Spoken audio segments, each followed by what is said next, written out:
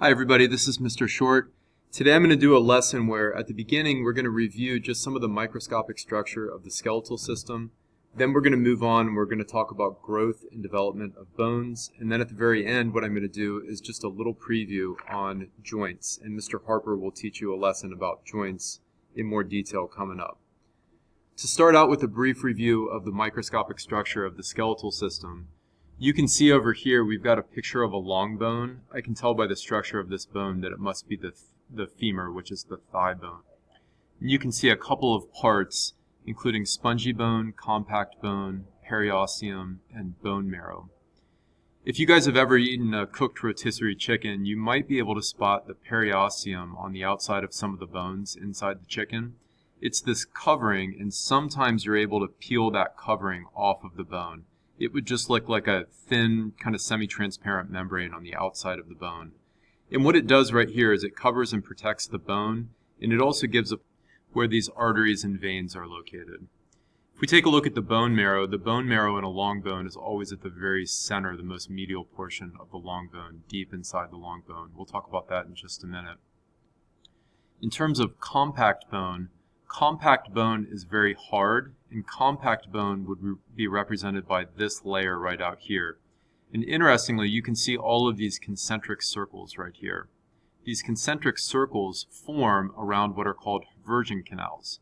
You can see from this picture that a Haversian canal is a central tube that allows the arteries and the veins to go through that central tube. And then we have osteoclasts and osteoblasts, two types of bone building and bone breaking down cells that live on the outside right here.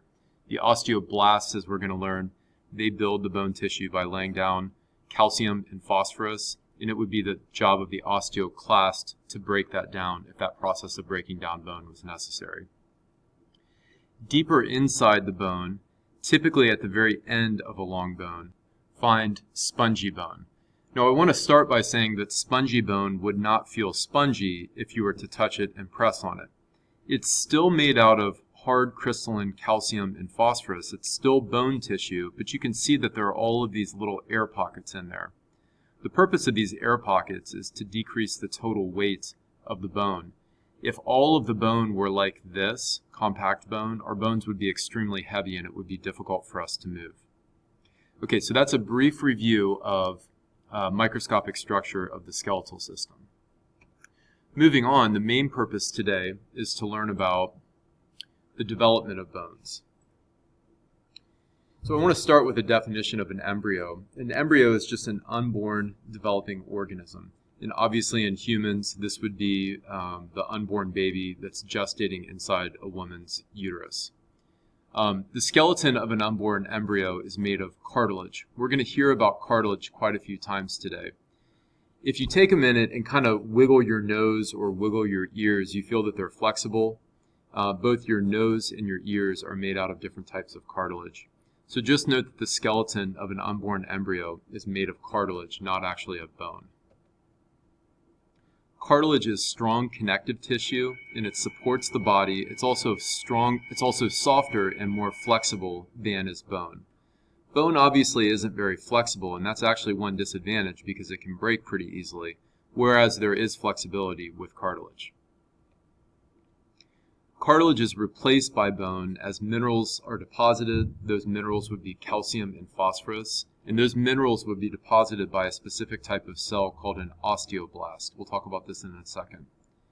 And that occurs during a process of bone formation, which is called ossification. So a couple of definitions here. Ossification, the process of bone formation. Osteoblast is a specific type of bone-building cell. I always think of this B that's right here. Blast means build. Osteoblasts are bone-building cells. Also, this prefix osteo, just like this prefix os, both means that it has to do with bone. So an osteoblast is a bone-building cell, just like ossification is the process of bone formation. I think we all know that calcium is really important for our bones. This is one of the reasons that we need dairy in our diet because it has a lot of calcium.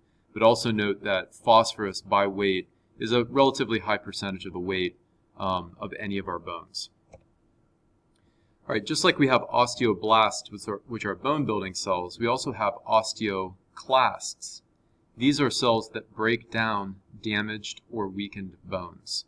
Okay, this balance of the osteoblasts versus the osteoclast will determine if a person is building bones during any given period of their lifetime or losing bone mass during any given period of their lifetime. So for example, over a lifetime, as we get older, we tend to lose more bone than we build, and for that reason, the osteoblasts must be less active and the osteoclasts must be more active. Right, growth of bone. Many long bones have what's called an epiphyseal or a growth plate at either end. We'll take a look at that in just a minute. Here's the word cartilage again. Growth of cartilage at these plates causes bones to lengthen during childhood, and gradually the cartilage is actually replaced by bone tissue. So remember, early in embryonic development, the entire skeleton of the growing embryo is made of cartilage, but we as adults, we have skeletons that are made of bone, so there must be some process that replaces cartilage with bone. By early adulthood, cartilage in the growth plate is replaced by bone. The bone then becomes fully ossified. It's the process of building bone. And growth would stop at that point where you no longer have cartilage inside your skeleton at the growth plates. All right, so let's take a look at a growth plate right here. In this picture, what we can see is it's a picture of the wrist. And so this is the radius. The radius always follows the thumb. So I know that the thumb must be right up here. This is the ulna, the smaller of the two bones. The ulna follows the pinky. So the pinky must be over here, and the thumb must be over here. So assuming that this person is having this x-ray taken with the palm up, this must be of the right hand with the palm up, because I can see that the radius is on the right. Okay, the epiphysis is always at the end of a long bone, and we can see the epiphysis right over here. We can see that there's a growth plate which is visible straight across here. The growth plate has cartilage in it. This is called the diaphysis. The diaphysis is the long part of the bone, whereas the epiphysis is at the end. So see how between the end and the long part of the bone, early in development, you have what's called a growth plate. This person must still be growing right here because the growth plate is still visible. If this person were an adult, we wouldn't be able to see the growth plate right there because that cartilage that's right here would have been replaced or ossified with bone tissue. Okay, so that's the growth plate. All right, I also want to do a little preview of joints. A couple of notes about joints. A joint is just a place where two bones meet and attach together. So for example, if you flex and extend your fingers, making a fist, squeezing it, and then releasing it, you can see all of these joints that are in your digits, your fingers, and then also you have joints within your hand that are movable as well. Okay, so again, a joint is a place where two bones meet and attach together. The bones of a movable joint are held together by structures called ligaments. These ligaments are strong bands of connective tissue. So I want you to remember that ligaments hold bone to bone, whereas tendons hold muscle onto bone. So we're not talking about tendons here.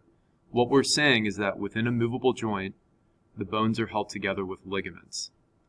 In athletes, often you'll hear about damage to ligaments. Like for example, you might hear an anterior cruciate ligament, an ACL, was torn in a football player, maybe as they were starting and stopping, changing directions. Okay, that's a really common injury, to tear the ACL in the knee. Okay, so again, ligaments hold bone to bone. Here's the word cartilage again.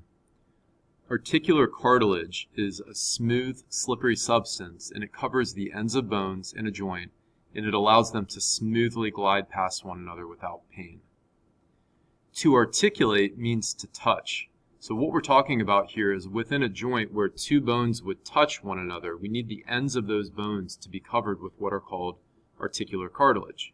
And again, that cartilage cushions that bone-on-bone motion as the joint moves, preventing pain and preventing a slow grinding down over time of the bones within that joint. And that process of the cartilage wearing away over time, allowing the bone to rub on the other bone, breaking it down, is called osteoarthritis, or people commonly just call it arthritis. But again, think about that word, osteoarthritis. The osteo refers to bone because the prefix osteo and os, they both refer to bone. Okay, so that's a little preview of joints. And again, Mr. Harper is going to follow this up with a little bit more discussion on joints. Thanks a lot, guys, and see you soon.